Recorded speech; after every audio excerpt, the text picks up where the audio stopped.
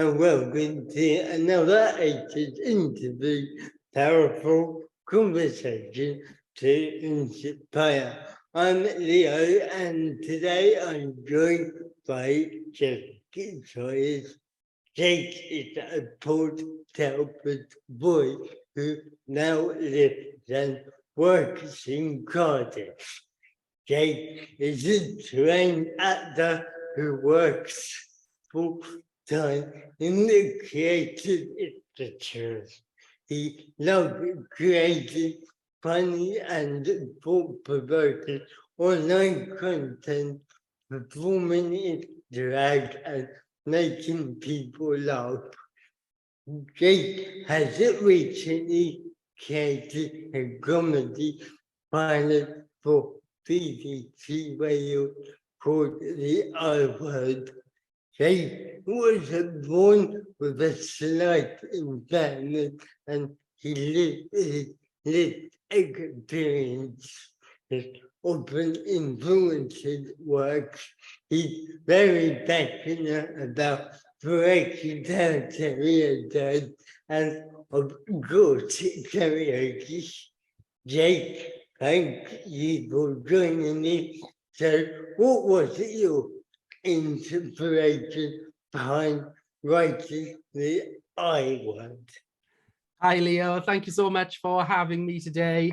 And thank you for the lovely introduction. I like to add the karaoke bit on the end, just for a bit of fun. It's quite ironic, actually, because I'm visually impaired and I can't even see the words on karaoke. So I often have to memorize the words. So I like to throw that one in there. Yeah, so recently I created and co-wrote a pilot called The I Word, which is on BBC iPlayer at the moment.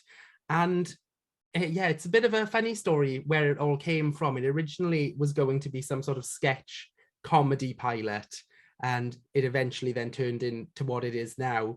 But myself and my co-writer, Emily Nicole Roberts, were given this opportunity because we both create online content for BBC Sesh, which is BBC Wales's online a source of content featuring young and new talent. So myself and Emily have been creating content for BBC Sesh for a good few years now, and they sort of wanted to give us the challenge and opportunity to create a 15-minute comedy pilot. And that really was our brief, for just a 15-minute comedy pilot. We weren't told it has to be about disability or answer any questions or break any stereotypes. That was the brief we were given. And for myself and Emily, both young disabled people, we thought that was great, that we weren't put in the box of just, oh, you've got to tick our disabled quota for this year. So initially, we didn't plan to make the show about disability, but I think because we were told that we didn't have to, we then felt really comfortable actually to explore that topic in what we created. So it was my first time writing for TV, and I was sort of inspired by online sort of influencer culture and how crazy that can be. And then also the lived experience of being disabled and the funny and awkward moments that come from that. And because myself and Emily had both come from the same sort of background of creating for social media and being disabled, we thought that that's a perfect place to start writing this show. So it's about two influencers who are very popular and they love what they do and they're very shameless about what they do, but they're also disabled and also a couple on the surface. What they put out to everyone is that they're a couple, but that might not be a totally legit relationship when we explore that in the pilot a bit. And I just wanted to create something, I think, which was funny. Initially, that's what I wanted it to be. It was a comedy pilot. I run off comedy. So yeah, I just wanted to make people laugh and say things that I think only disabled creatives could say and sort of get away with. Yeah, I watched the pilot last night, and it is really comical. And I think it's so good that the BBC gave you that freedom not to necessarily have to write about disability and tick that box. So, really good. My next question is, what inspires you? What inspires me? I am really inspired by people who are really committed to their craft and take the time to train and learn and really perfect that skill.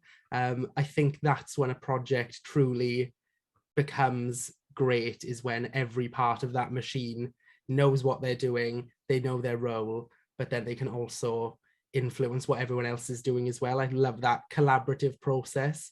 I know when we created the I Word, I had a lot of responsibility being a writer and an actor, but it really couldn't have come together if it wasn't for my co-creator Emily, who gives so much input as well, our directors, our crew, the people at the BBC as well that sort of helped it get off the ground, and just that trust, I think, as well, of knowing that everyone wants to see the best result as well. I really love, and I'm inspired by that entire process. I'm also really inspired by young disabled people who are just very fearless about their approach to things. I don't think anyone who doesn't live a disabled life can truly understand how difficult it can be sometimes. It's a relationship that you have with your impairment every day.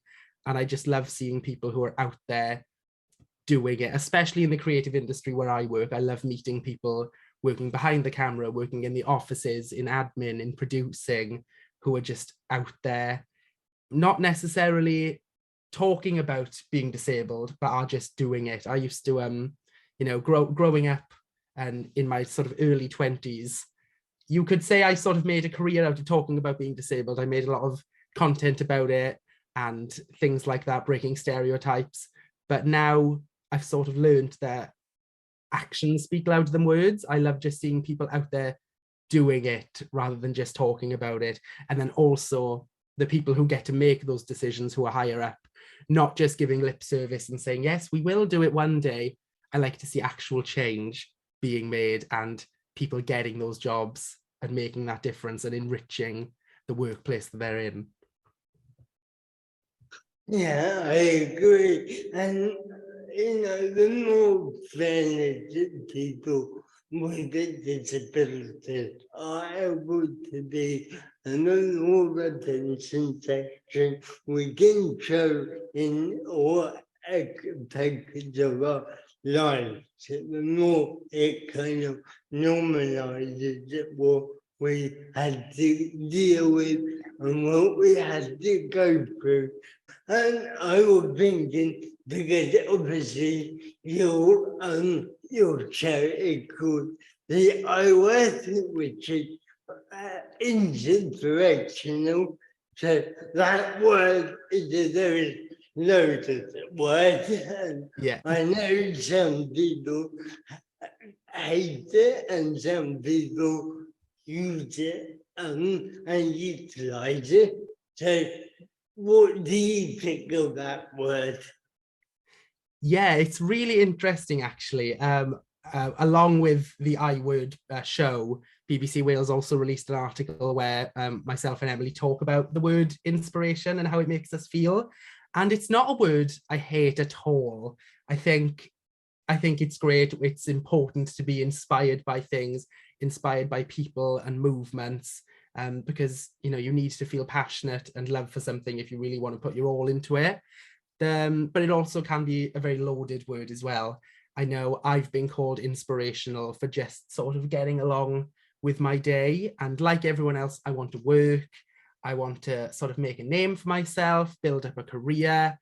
But everyone's trying to do that. And I don't necessarily feel like I'm inspirational for just doing what everyone else is trying to do. I know I've been invited to award ceremonies and have been given awards for, doing something well, but not necessarily, in my heart, knowing it's the best thing I've ever done. It's very easy to tell sometimes when people are sort of objectifying you and putting you on that stage, calling you an inspiration just to make everyone else in the room feel a bit better about themselves.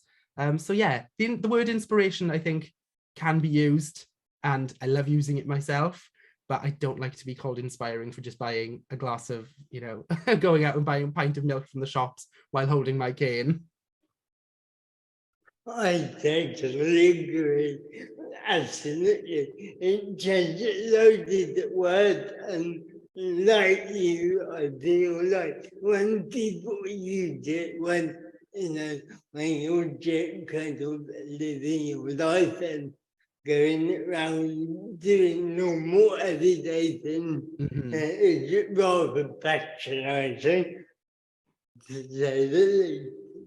And I think it's good that when we can kind of use it in our own way to sort of regain some of the power around it, maybe. Yeah, definitely. And I think we're going through such a transition period at the moment, where there is a lot more disabled representation out there. There's definitely still room for more, 100%, and representing all marginalized groups as well.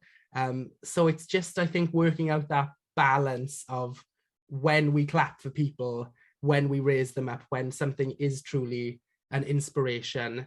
And if I end up inspiring people through what I do now with my work, I am fine with that. But I think it's knowing that we're not doing it for that reason. It's sometimes, even though I'm an actor and I put myself out there, I'm I find it very hard to accept praise and congratulations. I do cringe a bit. I'm quite a private person in that sense, which is like why I liked playing the character I did on the I Word, because he puts himself entirely out there. So I think sometimes as well, it's a bit of a personal thing for me of, oh, I don't want to be too much in the spotlight. I'm aware that I'm, doing good things and I love what I do and I'm very lucky, but also I'm also striving to keep growing, keep perfecting what I do, and sort of just being called an inspiration for just, achieving something.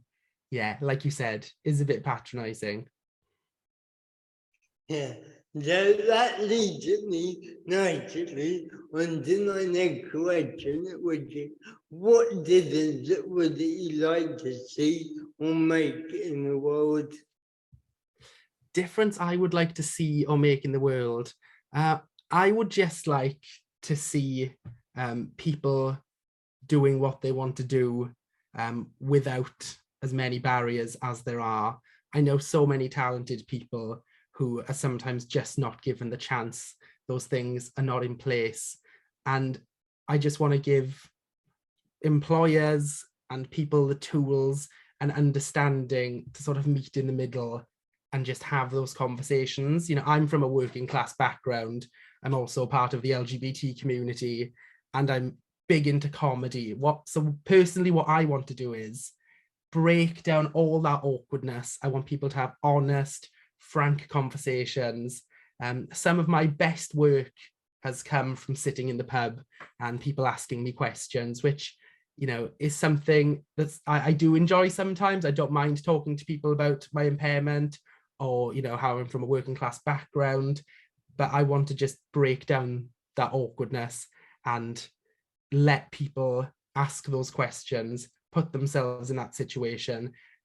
We can go to a million training sessions in the world about equality and inclusion and things, but until you truly understand it and have empathy for it, I don't think we can, really get there. I know on a personal level, if I don't care about something, I'll just drift off and not listen to it. I've got a very short attention span. So we do need to be inspired to want to change. Yeah, I agree. I think it's about breaking down the barriers and really listening to people's real life experiences. Because, like you said, get having many training sessions about inclusion and diversity. It doesn't really sit with people as deeply as it when I actually meet someone and have a real conversation and really understand what it's like for someone who has disabilities. Yeah, definitely. And recently, in the last few years, I've started performing in drag as my drag alter ego, Venetia Blind. And that act sort of came from running training sessions and sometimes feeling that I'm not getting through to people. But what I did notice when running those training sessions was whenever I'd crack a joke, make myself look like an actual human and not just a robot talking about statistics and things like that, it engaged people. So when I perform in drag, I sing songs about the lived experience of being visually impaired. I sing a song called Inspiration Porn Star, which is about what we've talked about today. I talk about how, well, I sing about even how people grab your arm when they want you to cross the road with them when they're trying to help. And I've found by performing training in that really creative way, it gets through to people so well. And also I enjoy it as well. It's just as much for an audience as it is for me. I remember I used to leave traditional training sessions and I always just felt very vulnerable. I felt like I just put my entire heart on the line for people who might not have even been listening. But when I do it in drag, it just feels so empowering and fun, and it makes people think, but they've also had, they've had a good time as well. So that's something I'm really enjoying at the moment as well. Wow, yeah, that's a goal. Yeah, I think when we can mix out the way talk to people and share our experiences and share sort of the training in a different way. So your drag act sound fantastic. That sounds so good. Thank you so much for joining me, Jake. Where and how can people connect with you? So if people want to connect with me, I have a website, which is jakesawyers.com. I just paid the renewal fee for it, so I'd love if people would use it. And I also am on all the social medias as @JakeSawyers, Instagram, Twitter, and I do a bit of TikToking as well in my spare time. Great, and I share your website and your social media links within the interview. So thanks everybody who watched this, and thank you to Jake, and it's an interview. We'll be back soon with another powerful conversation. Bye for now.